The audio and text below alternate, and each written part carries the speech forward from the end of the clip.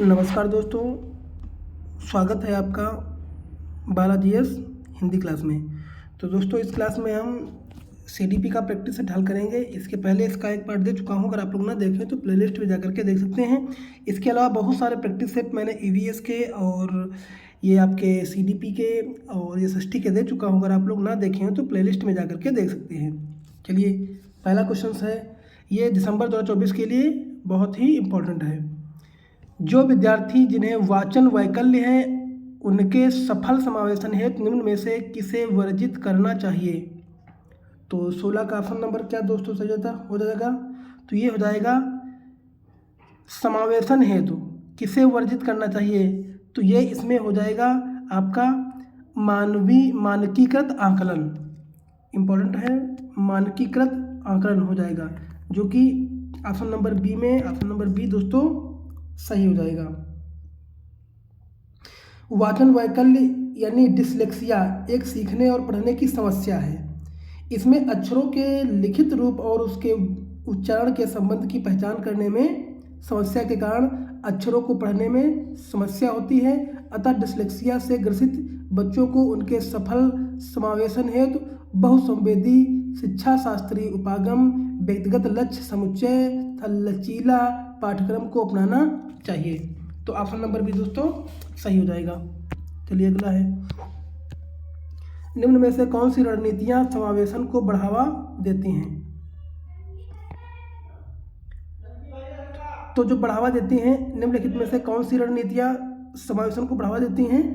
17 का option number दोस्तों ए सही हो जाएगा, क्योंकि बाधा मुक्त पहुंच ये भी है, समस्या यंत्र और तकनीकी आधारित उपयुक्त उपकरण ये भी है, सामान्य या विशेष विद्यालय के साथ साथ ग्रह आधारित शिक्षा का विकल्प ये भी है। तो तीनों ऑप्शन दोस्तों सही हो जाएंगे। ऑप्शन नंबर तीनों के ऑप्शन जो ए में आ रहे हैं, तो ऑप्शन नंबर ए दोस्तों सही हो जाएगा। अगला है, अपसारी चिंतन विचारों में मौलिकता और नव उत्पाद जैसे विशिष्टताएं निम्न में से किससे संबंधित हैं। तो 18 का ऑप्शन नंबर दोस्तों क्या सही जाएगा, ये है सृजनात्मकता। ऑप्शन नंबर आपका ए सही हो जाएगा, सृजनात्मकता, जो कि अपसारी चिंतन और विचारों में मौलिकता और नव उत्पाद जैसे विशिष्टताएं संबंधित हैं। तो ऑप्शन नंबर दोस्तों भी सही हो जाएगा। अगला है, समावेशी शिक्षा निम्न में से किस पर बल देती है। तो 19 का ऑप्शन नंबर दोस्तों सही हो जाएगा, ये समता पर बल देती है। किस पर देती है? समता पर बल देती है। तो ऑप्शन नंबर ए दोस्तों सही हो जाएगा। निम्न में से कौन सी अध्यापक अधिगम सामग्री दृश्य बाधित विद्यार्थियों के समावेशन में मददगार होगी। तो 20 का ऑप्शन नंबर हो जाएगा श्रव्य टेप, यही आपका मददगार होगी, श्रव्य टेप, जो कि ऑप्शन नंबर डी सही हो जाएगा। निम्न में से कौन सा एक माध्यमिक विद्यालय स्तर की कक्षा में सामाजिक संरचनात्मक ढांचे का लक्षण नहीं है।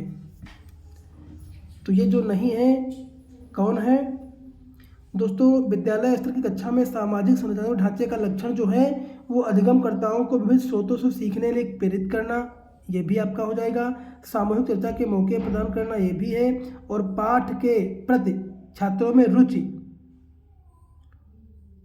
जागृत करना, ये है। और बालकों में तथ्यात्मक सूचनाओं को रोचक ढंग से प्रस्तुत करना, ये भी है। और अधिगमकर्ताओं के सवाल पूछे जाने की तारीफ करना, ये भी है। तो ऑप्शन नंबर आपका क्या सही जाएगा? नंबर सी सही हो जाएगा, सभी अधिगमकर्ताओं को एक जैसा जवाब देने और एक जैसे तरीके का अनुसरण करने को उकसाना, ये ऑप्शन नंबर आपका दोस्तों ये सही हो जाएगा। बाकी वो सारे हैं। अगला है, निम्न में से कौन सा विद्यार्थी ने समस्या समाधान कौशलों के लिए बाधक है। तो 22 का ऑप्शन नंबर हो जाएगा दोस्तों, 22 का ऑप्शन नंबर ए प्रकार्यात्मक अबद्धता स्थिरता, प्रकार्यात्मक अबद्धता स्थिरता, ऑप्शन नंबर ए दोस्तों सही हो जाएगा। अगर एक विद्यार्थी किसी क्रिया को मूल्यवान मानता है और लेकिन उस क्रिया को करने के लिए उसके पास बहुत कम नियंत्रण हो, तो इस अवस्था में विद्यार्थी किस तरह के भाव का एहसास करेगा। तो ये जो एहसास करेगा दोस्तों वो क्या है, ऊब है या शर्म है या कुंठा या दुश्चिंता है। तो आपका ऑप्शन नंबर ए हो जाएगा, ये है आपका दुश्चिंता। ऑप्शन नंबर ए दोस्तों सही हो जाएगा। कथन ए, एक अध्यापक को बच्चों की विभिन्न घटनाओं के बारे में व्याख्या की चर्चा को कोई स्थान नहीं देना चाहिए। बच्चे अपने आप कारक व्याख्याओं को विकसित करने के लिए सक्षम नहीं होते हैं, सही विकल्प चुनिए। तो 24 का ऑप्शन नंबर दोस्तों क्या सही हो जाएगा, ए और आर दोनों गलत हैं, ए और आर दोनों गलत हैं। तो ऑप्शन नंबर दोस्तों आपका डी सही हो जाएगा कि एक अध्यापक को बच्चों की विभिन्न घटनाओं के बारे में व्याख्या की चर्चा को कोई स्थान नहीं होगा। नहीं, ये भी आपका व्याख्या वाला जिसमें बात आती है, ये हमेशा ऑप्शन गलत हो जाएगा। और अपने बच्चे अपने आप कारक व्याख्याओं को विकसित करने के लिए सक्षम नहीं हैं, ये भी हमें गलत हो जाएगा। तो ऑप्शन नंबर दोस्तों आपका डी गलत हो जाएगा। एक अध्यापक के लिए महत्वपूर्ण है कि वो बच्चों की परासंज्ञान क्षमताओं के विकास पर बल दें। जब बच्चे अपनी धारणाओं और चिंताओं के बारे में जागरूक हो जाते हैं तब वो अपनी अधिगम के नियम में और अधिक योग्य हो जाते हैं, सही विकल्प चुनिए। तो 25 का ऑप्शन नंबर दोस्तों क्या सही जाएगा, 25 का ऑप्शन नंबर ए सही जाएगा। ए और आर दोनों सही हैं और आर सही व्याख्या करता है ए की। विद्यार्थी अधिगम के प्रति आतुर और अभिप्रेरित होते हैं जब अध्यापक, 26 का, जब अध्यापक अधिगमकर्ताओं को संलग्नित करे और उन्हें अध्यापन अधिगम प्रक्रिया का अहम हिस्सा बनाए। तो ऑप्शन नंबर दोस्तों आपका ऑप्शन नंबर डी सही हो जाएगा। किसी नए संप्रत्यय के अधिगम को सुसाध्य करने के लिए एक अध्यापक को क्या करना चाहिए। 27 का ऑप्शन नंबर बी, नई जानकारी को विद्यार्थियों के पूर्व ज्ञान से जोड़ना चाहिए। तो ऑप्शन नंबर बी दोस्तों आपका सही हो जाएगा।